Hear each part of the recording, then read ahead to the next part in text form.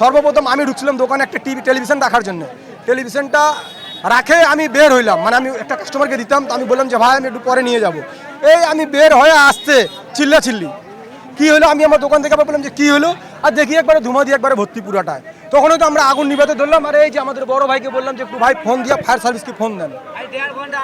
আর 1.5 ঘন্টা আগে আমরা ফোন দিচ্ছি, সেই গাড়িটা আসছে আপনার 2টার পরে আসছে আপনার গাড়িটা। আমাদের যে আছে তুলার দোকান আছিল, পাশে দুধের দোকান, তার পাশে ওয়েল্ডিং এর দোকান, একটা পলিথিন পেপারি ওরও দোকান আছিল, চারটা দোকান। জি, এখানে শর্ট সার্কিট হয়ে আগুন লাগায় আমাদের বেশ পরিমাণের ক্ষতি হয়েছে। তারপর পাশাপাশি এই দোকানদারদের এখানে আগুন লাগছে মূলত একটা সময়, একটা আজানের পর থেকে শুরু হয়েছে, আর দীর্ঘ প্রায় 1:30টা পর্যন্ত আগুন এমন দাউ দাউ করে জ্বলতেছিল। তার মধ্যে অলরেডি 5টা দোকান একদম পুড়ে মানে ছাই, আপনারা দেখতেছেন। আর ফায়ার সার্ভিস তো আর কি বলবো, আল্লাহ এদেরকে ভালো হেদায়েত করুক।